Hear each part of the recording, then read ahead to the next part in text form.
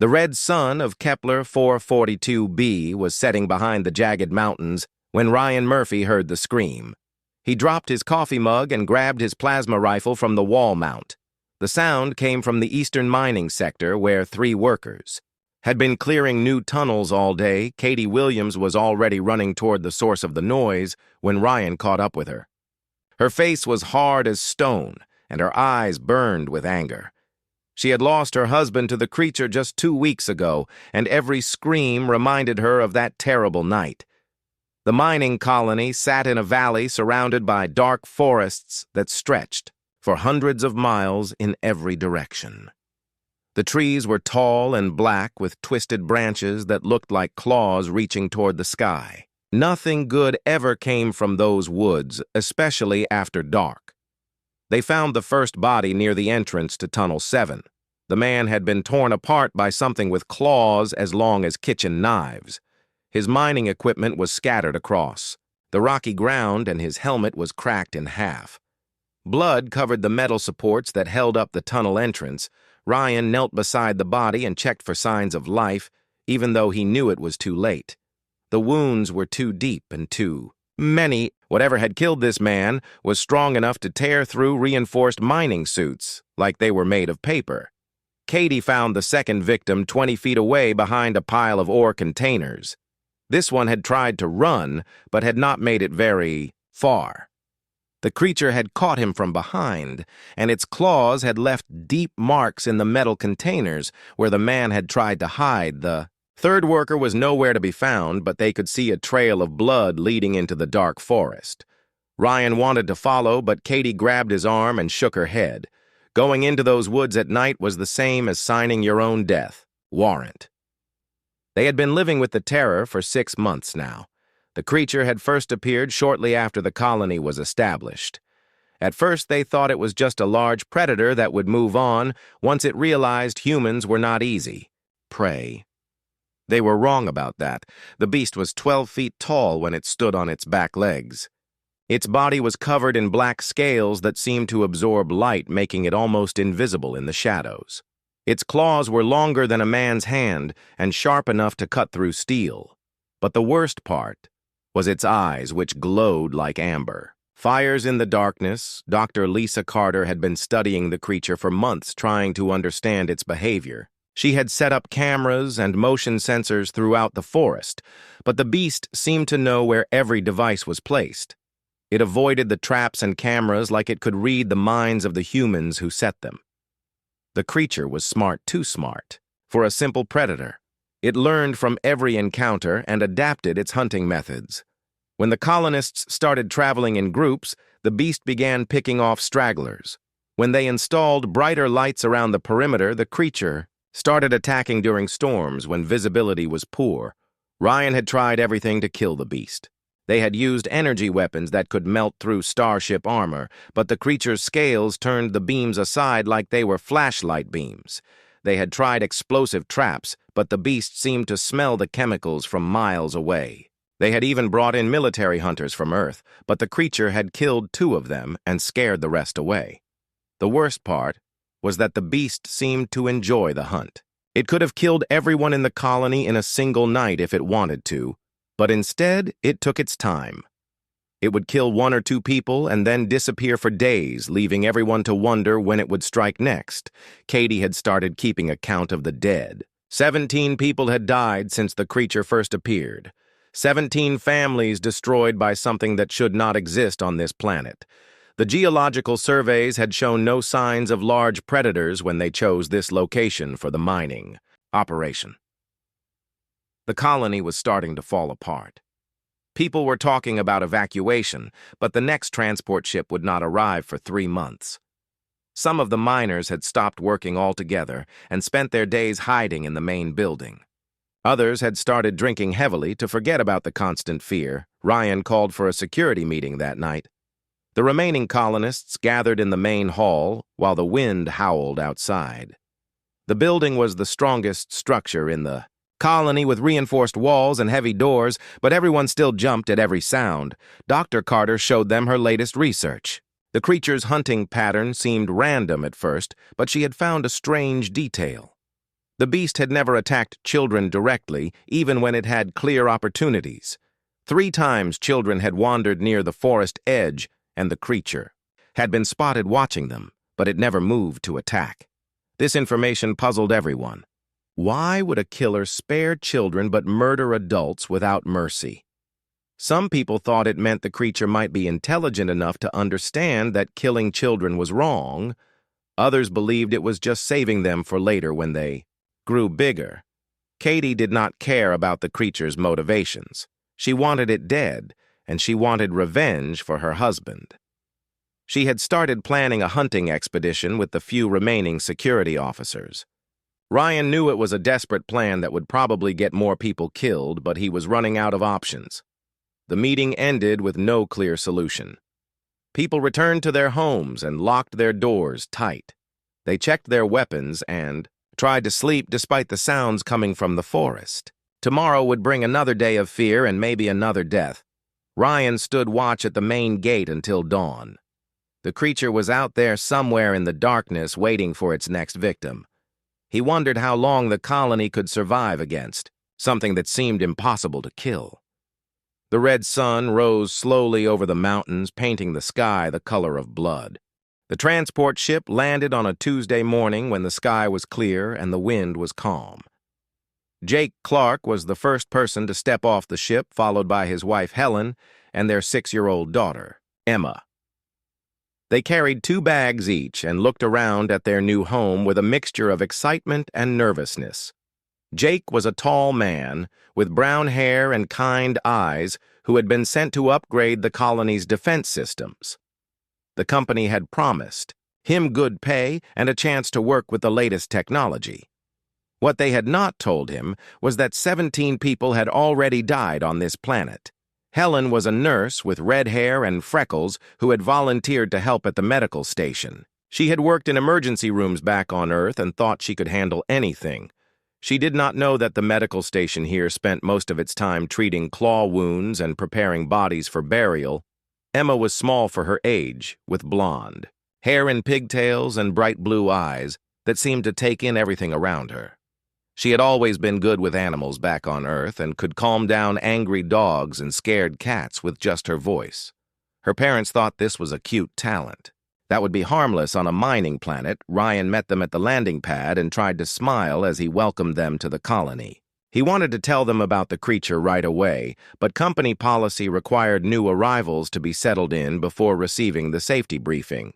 He thought this was a stupid policy, but he followed orders. The Clark family was given a small house near the center of the colony. It had 2 bedrooms and a kitchen and windows that looked out toward the forest. Emma immediately ran to the window and pressed her nose against the glass as she stared at the dark trees. Helen unpacked their belongings, while Jake reported to the engineering station. The previous engineer had been killed 3 weeks ago while checking the perimeter sensors, so there was a lot of work waiting. Jake threw himself into the job and spent the day learning about the colony's systems. Emma explored their new home and asked questions about everything she saw. She wanted to know why all the windows had metal shutters and why there were so many cameras pointing at the forest. She asked why everyone looked scared and why the playground was empty, even though there were other children in the colony. That evening, the Clark family attended their first community dinner in the main hall. The mood was tense and people spoke in whispers. Emma noticed that the adults kept looking toward the windows even though they were covered with heavy curtains. She asked her mother why everyone seemed so worried. Helen tried to explain that there were dangerous animals on this planet, but Emma just nodded like this was normal. She had read books about lions and tigers and bears, so she thought she understood what her mother meant. She did not realize that the creature hunting this colony was worse than anything in her storybooks. The attack happened on their 3rd night in the colony. Emma was sleeping in her new bedroom when she heard a sound like thunder coming from the forest. Then came the screaming and the sound of people running. Her parents rushed into her room and told her to stay away from the windows through the walls. They could hear Ryan shouting orders and the sound of energy weapons firing. The attack lasted for 20 minutes, and when it was over, 2 more miners were dead. Their bodies were found near the eastern ridge, torn apart by claws that no Earth animal possessed. The next morning, Jake attended his first security briefing and learned the truth about what they were facing. Dr. Carter showed him pictures of the creature and explained its hunting patterns. Jake felt sick as he realized what kind of place he had brought his family to when Jake told Helen about the creature she wanted to leave on the next transport ship. But the company contract required them to stay for at least 1 year, and breaking it would cost them everything they owned. They were trapped on a planet with a monster that killed people for sport. Emma overheard her parents talking that night and asked questions about the big animal that lived in the forest. Jake tried to explain the danger without scaring her too much, but Emma seemed more curious than afraid. She asked if the animal was lonely, and if that was why it was angry. Helen worried about Emma's reaction to the news. Most children would be terrified, but Emma just nodded and asked if she could see pictures of the creature. When Dr. Carter showed her the security footage, Emma studied it carefully and said the animal looked sad. The creature struck again, 5 days after the Clark family arrived. This time it killed a maintenance worker who had been repairing a water pump near the forest edge. The man had been working in broad daylight with 2 other people nearby, but the creature had taken him so quickly that no one saw it happen. Emma asked her father why the animal only attacked people who were working alone. Jake did not know how to answer because even the scientists could not explain the creature's behavior. Emma listened to the adults discussing theories and then announced that the animal was probably just scared and confused. That night, Emma could not sleep because she kept thinking about the creature in the forest. She imagined it wandering alone, through the dark trees with no friends or family. She wondered if it attacked people because it did not know how to ask for help, or if it was trying to protect something important. Helen found Emma sitting by her bedroom window, looking out at the forest. When she asked what Emma was thinking about, Emma said she felt sorry for the big animal because it must be very lonely. Helen tried to explain that the creature was dangerous, but Emma just nodded and said that lonely animals sometimes did bad things when they were scared. Jake spent his days working on new security systems and his nights worrying about his family. The energy barriers around the colony were old and needed constant repair. The motion sensors kept breaking down, and the cameras could not see through the thick forest. Everything he tried to fix just made him realize how helpless they really were. The other colonists welcomed the Clark family, but everyone was too scared to form close friendships. People did not want to get attached to someone who might be killed the next day. Children were kept inside after dark and were never allowed to play near the forest. Emma made friends with some of the other children, but she noticed that they all seemed frightened of something they would not talk about. When she asked them about the animal in the forest, they would change the subject or run away. This made Emma even more curious about the creature. Dr. Carter became interested in Emma's questions about the creature. Most people wanted to know how to kill it, but Emma wanted to know why it was angry and if it had a family. Dr. Carter had never thought about the creature's emotional state and found Emma's perspective fascinating. Helen started working at the medical station and learned firsthand about the creature's attacks. The wounds were always the same deep claw marks that bled heavily and healed slowly. She treated survivors who had nightmares and children who were afraid to go outside as the days passed. Emma became more determined to understand the creature that everyone feared. She asked to see more pictures and videos and studied them like homework. She noticed things that the adults had missed and asked questions that made Dr. Carter think about the creature in new ways. The colony continued to live in terror, but Emma remained curious rather than afraid. Her parents worried about her lack of fear, but they were also amazed by her compassion for something that had killed so many people. They did not know that their daughter's unique perspective would soon change everything. The emergency meeting was called for 8 in the evening when all the adults could attend. Ryan had received new orders from Earth to consider evacuating the colony if the situation did not improve. The company was losing too much money and too many people to justify keeping the mining operation running. Emma sat in her bedroom listening to her parents get ready for the meeting. They told her to stay inside and keep the doors locked until they returned. Helen left extra snacks on the kitchen table and made Emma promise not to go near the windows. The main hall filled with worried colonists who spoke in hushed voices about their options. Some wanted to fight the creature with bigger weapons, while others insisted that evacuation was the only smart choice. The debate grew heated as people argued about whether to stay or leave. Emma waited until she could no longer hear voices from the main hall. Then she put on her jacket and quietly opened the front door. She had been thinking about the lonely creature for days and wanted to see it for herself. Her parents had forbidden her to go outside alone, but Emma had never been good at following rules that did not make sense to her. The colony was eerily quiet as Emma walked toward the perimeter fence. The street lights cast long shadows between. The buildings and the wind made strange sounds as it moved through the metal structures. Most people were at the meeting, and the few security guards were focused on watching the forest. Emma reached the eastern gate where the fence was tallest and strongest. Beyond the barrier, she could see the dark outline of trees swaying in the breeze. She knew the creature was somewhere in that forest, and she wanted to let it know that not all humans were its enemies. The motion sensors detected movement near the fence and triggered alarms in the security station. The guards assumed it was another malfunction, since the sensors had been acting up all week. They reset the system and continued their patrol without investigating the source of the signal. Emma climbed onto a supply crate next to the fence so she could see over the barrier. The forest looked different at night, with deep shadows between the trees and strange sounds coming from the darkness. She was not afraid because she had always been comfortable in wild places.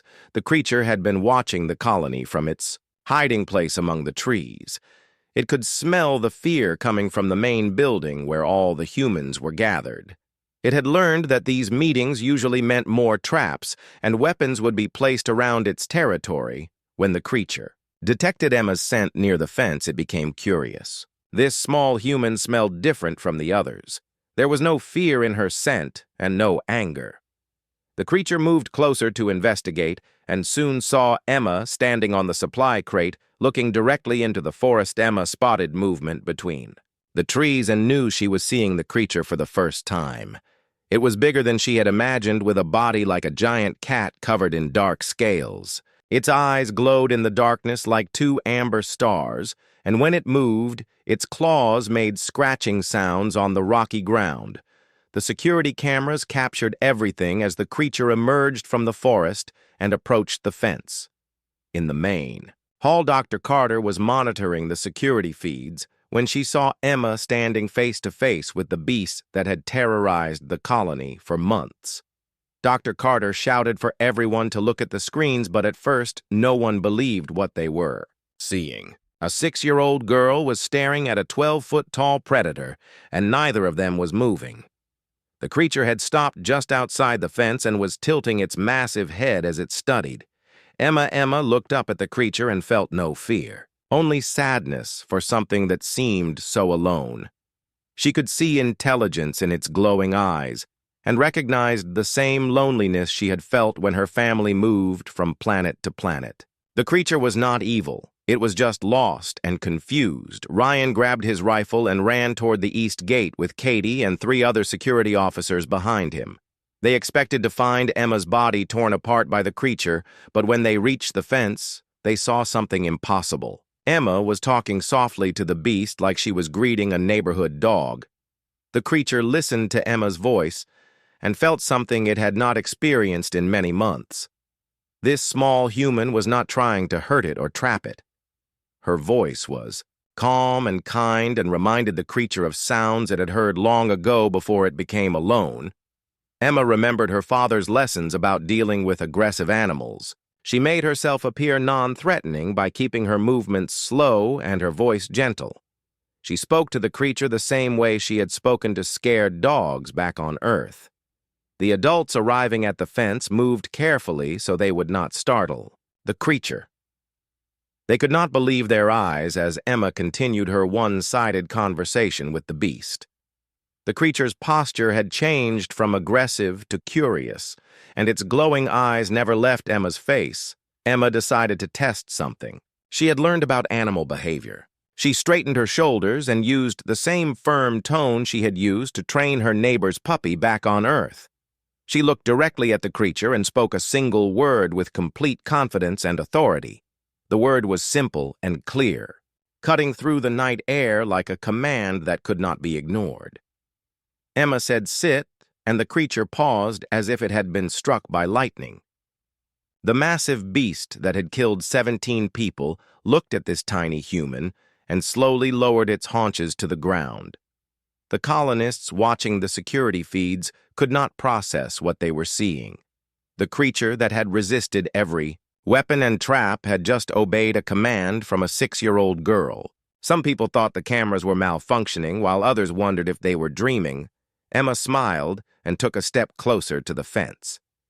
The creature remained sitting and continued to watch her with those glowing amber eyes. She could see that it was breathing heavily and its body was tense, but it was no longer showing signs of aggression. The creature felt confused by its own behavior. The small human's command had triggered something deep in its memory, something from before. It became a solitary hunter. The word and the tone had awakened instincts that it had buried long ago when its pack was lost. Emma reached through the fence and gently touched the creature's massive snout. Its skin was warm and rough like tree bark, but it did not pull away from her touch.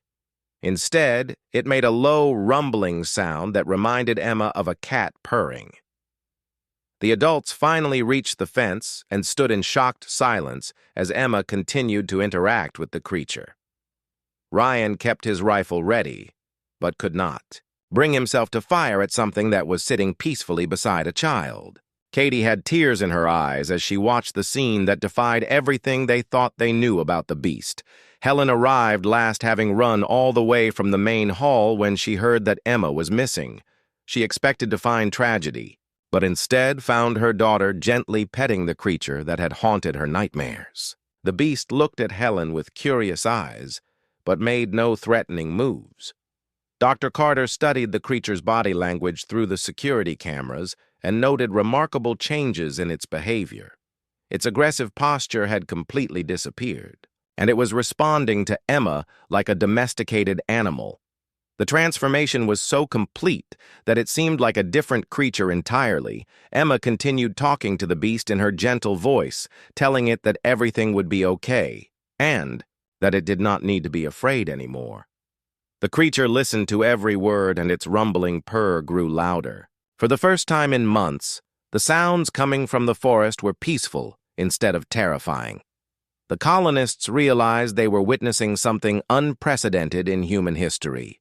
A child had achieved what all their weapons and technology could not accomplish. She had made contact with an alien predator and somehow earned its trust through nothing more than kindness and confidence. Dr. Carter worked through the night analyzing video footage of Emma's encounter with the creature. She played the scene over and over, trying to understand what had happened when the little girl spoke that single word. The transformation in the beast's behavior was so dramatic that it challenged everything they knew about alien biology. The creature had remained near the fence for 3 hours after Emma was taken back to her house. It did not try to break through the barrier or show any aggressive behavior. Instead, it simply sat in the same spot looking toward the colony buildings, as if waiting for something. Emma slept peacefully while her parents stayed awake discussing what they had witnessed. Jake could not understand how his daughter had tamed something that had killed so many people. Helen worried that Emma did not fully comprehend the danger she had faced, but was amazed by her daughter's natural ability with animals. When morning came, Emma asked if she could visit the creature again. Her parents said absolutely not, but Emma argued that the animal was not really dangerous. It was just lonely and scared. She insisted that it needed a friend, and that she was the only person who could help it. Ryan called an emergency meeting to discuss the new situation. Half the colonists wanted to kill the creature while it was calm, and half wanted to study it further. The debate became heated as people argued about whether Emma had truly tamed the beast or just confused it temporarily. Dr. Carter presented her analysis to the group showing how the creature's body language had changed during its interaction with Emma. The beast had displayed classic submissive behaviors that suggested it recognized Emma as some kind of authority figure. This implied a level of intelligence that no one had suspected. The creature appeared at the fence again that afternoon just as Emma was finishing lunch. The security sensors detected its approach, but this time the guards did not sound the alarm. Instead, they watched carefully as the beast took the same position it had occupied the night before. Emma convinced her parents to let her visit the fence under strict supervision. When she approached the barrier, the creature made the same rumbling purr it had made before. Emma talked to it in her gentle voice, and the beast listened to every word with obvious attention. Helen noticed that the creature's behavior reminded her of traumatized animals she had treated in veterinary school before becoming a nurse. Many rescued animals showed similar patterns of aggression, followed by sudden attachment to someone who showed them kindness. Without fear, Dr. Carter began to develop a theory about the creature's psychology. The beast showed signs of being a pack animal that had been separated from its group. Emma's confident command had triggered instincts that made the creature accept her as a pack leader despite their obvious differences. The creature started bringing gifts to Emma during her visits to the fence. First, it was shiny rocks, and then pieces of rare metal that the miners had been searching for without success. Emma accepted each gift gracefully and thanked the creature as if it were a well-behaved pet. Jake was amazed by the quality of the metals the creature brought. Some of the samples were worth more than a miner's yearly salary and contained elements that were extremely rare on this planet. The beast seemed to know exactly where to find the most valuable materials. Emma named the creature Shadow because of the way it moved silently through the dark forest. She told Shadow about her life on Earth and her family's journey to this planet. The creature listened to her stories and responded with different tones of purring that seemed to match her emotions. Katie struggled with conflicting emotions as she watched Emma interact with the creature that had killed her husband. Part of her wanted revenge, but another part was fascinated by the bond forming between the child and the beast. She began to wonder if her husband's death had been a tragic. Misunderstanding Dr. Carter's research revealed that Shadow had scars covering much of its body. The marks were old and appeared to have been made by claws similar to its own. This suggested that Shadow had fought other members of its species, possibly defending territory or competing for resources. The scars told a story of violence and loss that helped explain Shadow's aggressive behavior toward humans. The creature had learned to view all other beings as threats because it had been forced to fight for survival. Emma's kindness was the first peaceful contact it had experienced in a long time. Shadow began avoiding areas where humans were working during the day. It seemed to understand that its presence frightened people and that Emma wanted everyone to feel safe. The creature's intelligence became more obvious as it learned to navigate the complex social situation. Helen studied Shadow's responses to different stimuli and noted remarkable cognitive abilities. The creature could distinguish between individual humans by scent and behavior. It recognized which people were afraid of it and which ones were simply curious. Emma started teaching Shadow simple commands using the same methods she had learned for training dogs. The creature quickly mastered sit, stay, and come when called. Its eagerness to please Emma suggested that it was starved for positive social interaction. The colonists began to relax as days passed without any attacks. People started working normal schedules again, and children were allowed to play outside during daylight hours. The constant fear that had gripped the colony for months was slowly being replaced by cautious optimism. Shadow developed a routine of appearing at the fence twice each day when Emma came to visit. The creature would bring gifts and listen to Emma's stories and then disappear back into the forest. The predictable schedule helped people feel more secure about the situation. Dr. Carter noticed that Shadow's body language was becoming more relaxed with each interaction. The creature's aggressive, Postures had been replaced by behaviors typical of domesticated animals.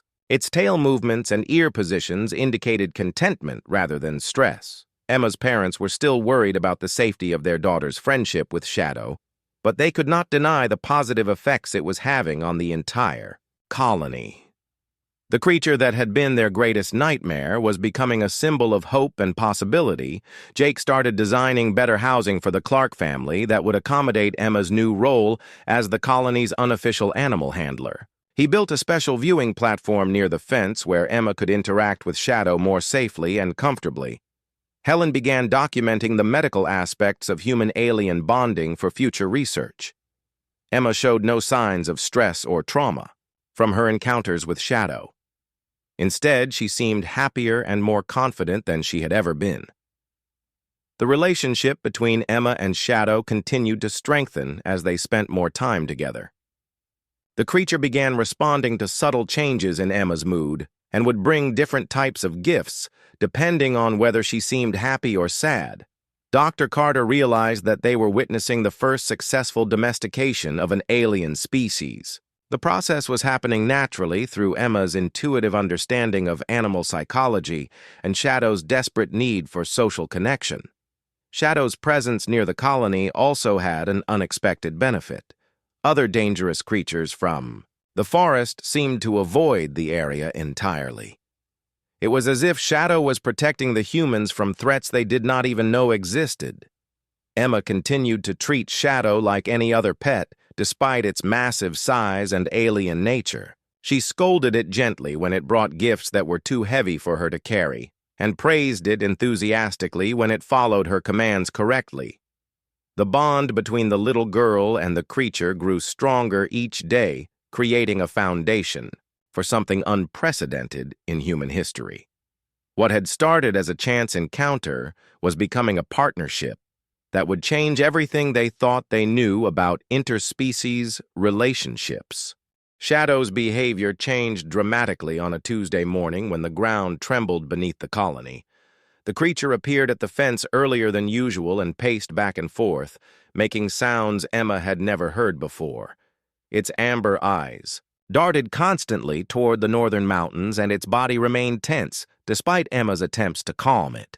Dr. Carter's seismic monitors detected unusual activity deep underground in the mountain range.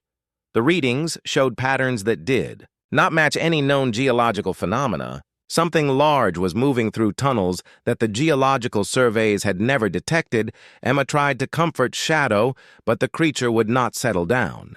It kept looking toward the mountains and making low growling sounds that seemed to carry warning messages.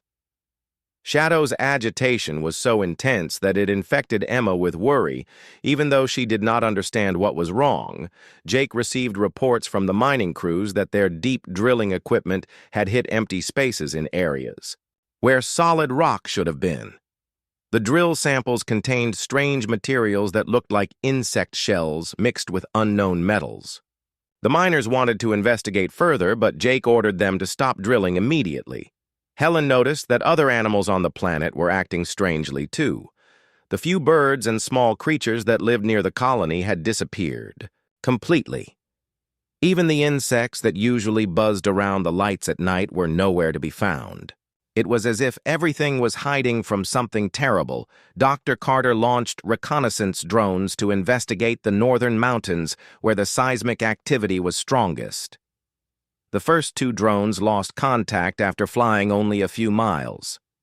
The third drone transmitted images that made her call an emergency meeting immediately. The drone footage showed massive holes in the mountainside that had not existed a week earlier. Something was digging its way out of the mountains, creating tunnels wide enough for vehicles to drive through. The edges of the holes were smooth and precise, suggesting they had been carved by intelligent design rather than natural forces. Shadow became increasingly frantic as the day progressed. It ran along the fence line and made sounds that Emma interpreted as urgent warnings. The creature tried to communicate something important, but Emma could not understand what it was trying to tell her. Ryan assembled a scouting team to investigate the mountain activity in person. Katie volunteered to lead the mission despite the obvious danger. She equipped 3 vehicles with the best weapons and sensors available and prepared for a reconnaissance mission that could determine the colony's fate. The scouting team reached the foothills as the sun was setting behind the peaks. Their sensors detected movement inside the mountain tunnels, but could not identify what was causing the disturbances. The team established an observation post and prepared to monitor the situation. Through the night, Emma spent the evening trying to calm Shadow, but nothing worked. The creature's distress was so obvious that even the adults began to worry about what had frightened something that feared nothing. Shadow's warning seemed to carry a message that danger was coming, whether they understood it or not, at midnight. The mountain exploded with activity as thousands of creatures poured out of the tunnel openings. Katie's team got their first clear look at what had been hidden underground for months. The creatures were insectoid with 6 legs and bodies covered in natural armor that gleamed like metal. The insects moved with coordinated precision that suggested a hive mind intelligence. They emerged from dozens of tunnels simultaneously and began spreading across the landscape toward the human colony. Each creature was the size of a small vehicle, with mandibles that could cut through steel. Katie radioed back to the colony with a report that filled everyone with terror. The insects numbered in the thousands and were moving toward the settlement with obvious hostile intent. The scouting team's weapons had no effect on the creatures' armored bodies, and the vehicles could not outrun the swarm doctor. Carter analyzed the scouting reports and realized why Shadow had been killing humans who wandered too close to certain areas of the forest. The creature had not been hunting for sport. It had been protecting the colony from discovering the insect hive until it was too late. Shadow had been trying to keep humans away from the areas where seismic activity might wake the sleeping insects.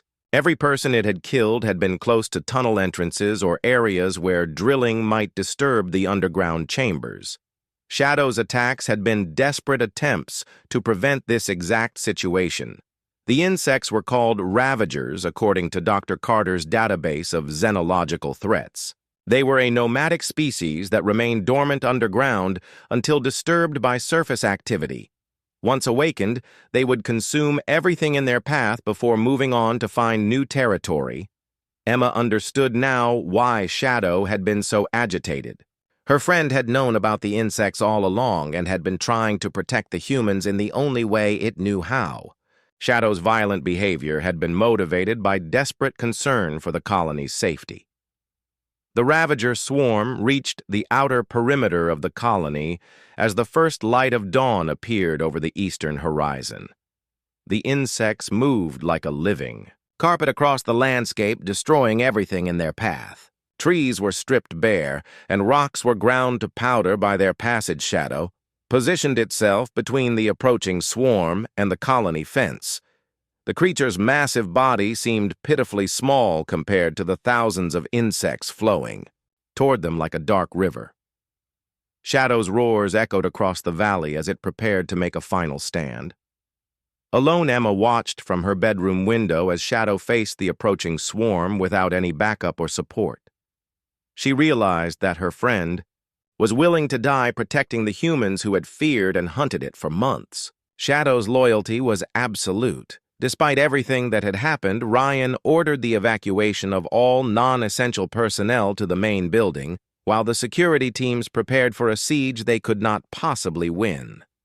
The colony's weapons were designed to fight individual predators, not massive swarms of armored insects that seemed immune to energy fire.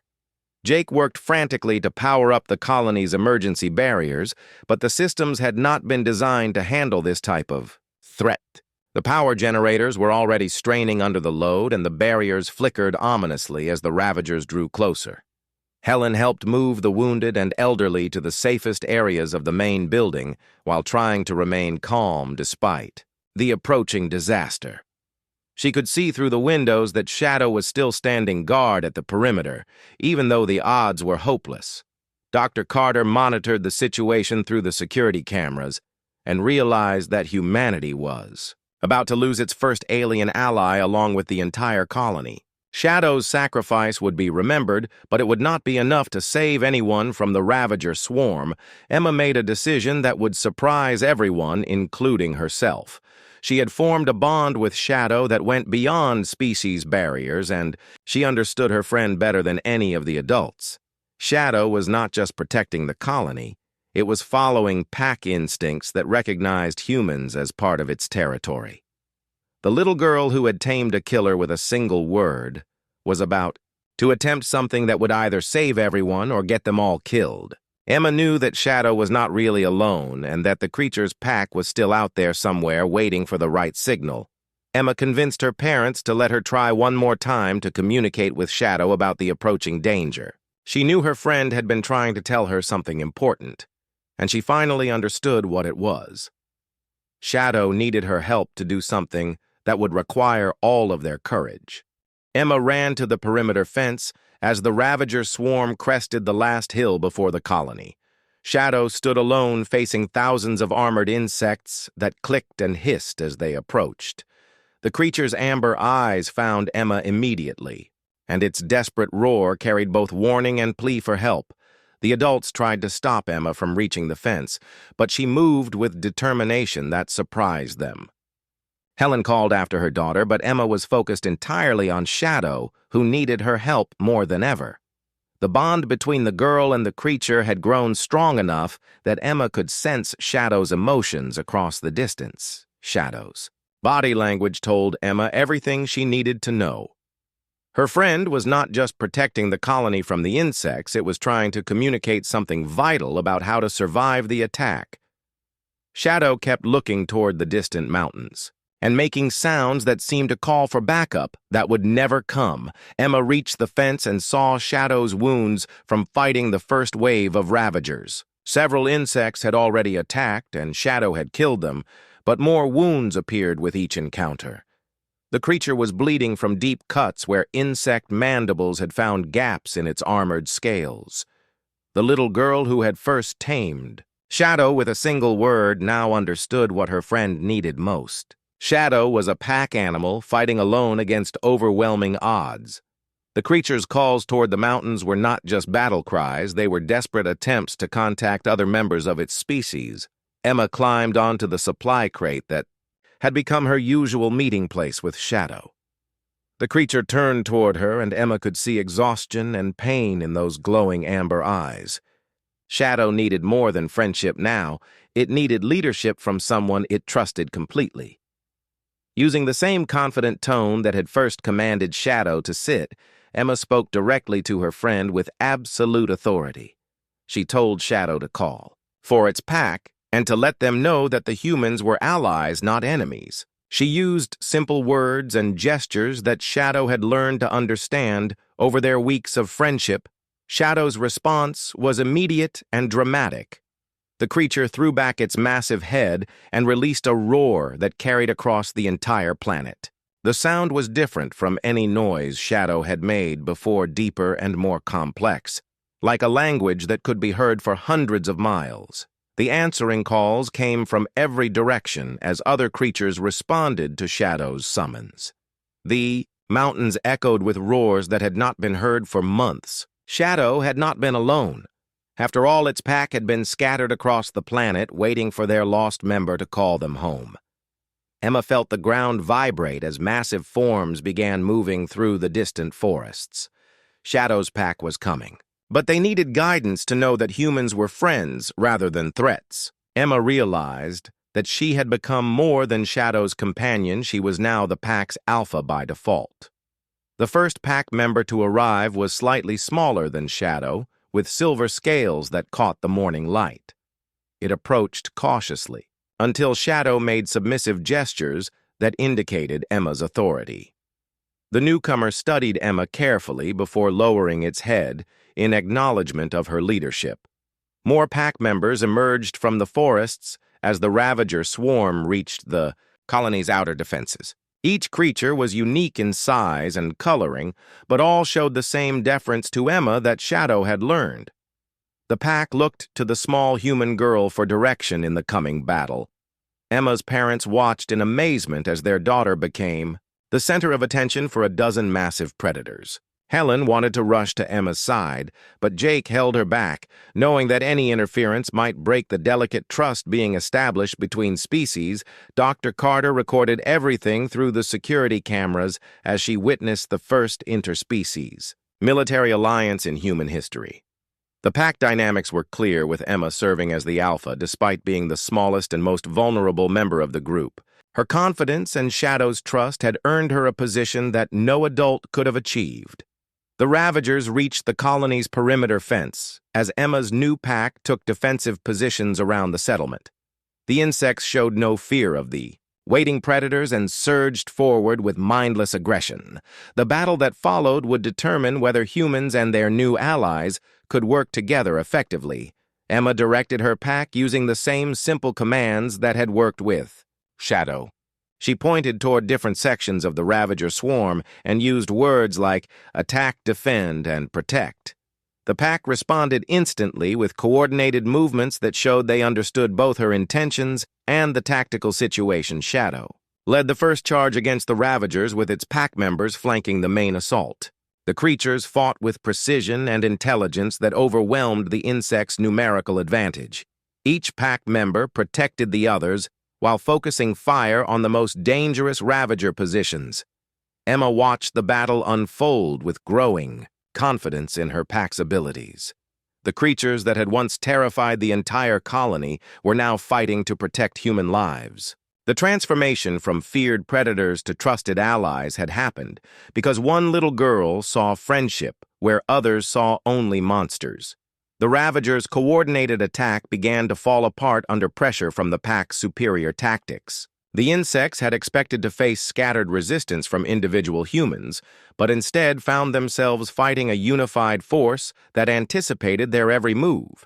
The pack's teamwork made each member more effective than they could have been alone. Helen realized that her daughter had accomplished something that military strategists and diplomats had never imagined possible. Emma had forged an alliance based on mutual respect and understanding rather than treaties or negotiations. The bond between human and alien had grown naturally from trust and friendship. Jake marveled at the tactical intelligence displayed by Emma's pack as they systematically destroyed the Ravager swarm. Each creature knew its role in the larger strategy and executed complex maneuvers without any apparent communication. Emma's simple gestures were enough to coordinate an entire military operation. The battle lasted for 3 hours before the surviving Ravagers retreated back toward the mountains. The pack had lost no members while eliminating thousands of insects. Emma's leadership had proven effective in actual combat, and her pack had accepted her authority without question. In the aftermath of the victory, Emma walked among her pack members, checking for wounds and offering praise for their performance. The creatures responded to her attention like loyal pets despite their fearsome appearance. Shadow stayed close to Emma's side, serving as translator and bodyguard for its alpha doctor. Carter approached the fence cautiously to study the pack dynamics at close range. The creatures allowed her presence, but kept their attention focused on Emma, who had become the center of their social structure. The xenobiologist realized that she was witnessing the birth of a new type of civilization. Ryan organized teams to treat the wounded pack members using medical supplies designed for humans. The creatures accepted help from colonists who approached with Emma's approval. Trust was building rapidly between species that had been enemies just hours before. The colony signed an unprecedented alliance with Emma's pack that established humans and the creatures as partners in developing the planet. Emma became humanity's first official xenological ambassador, with Shadow as her permanent companion and advisor. The mining operation expanded under pack protection while the creatures gained access to human technology and medical care. Emma's story spread across the galaxy as proof that humanity's greatest strength was not superior weapons or advanced technology, but the ability to form bonds with other intelligent species. Her success inspired new approaches to first contact protocols and changed how humans thought about their place in the universe. The little girl who had tamed a monster with a single word had shown that courage and compassion could achieve victories. that violence never could. Her friendship with Shadow had grown into something larger that would influence interspecies relations for generations to come. Emma continued to lead her pack while learning about their culture and helping them adapt to life alongside humans. The colony became a model for peaceful coexistence that attracted scientists and diplomats from across known space. What had started as a mining outpost became the foundation for a new type of civilization built on trust between species. Shadow remained Emma's closest companion and most trusted advisor as she navigated the complex responsibilities of leadership. The creature that had once killed to protect its territory now worked tirelessly to build bridges between worlds. Their friendship had become a symbol of hope for peaceful cooperation throughout the galaxy.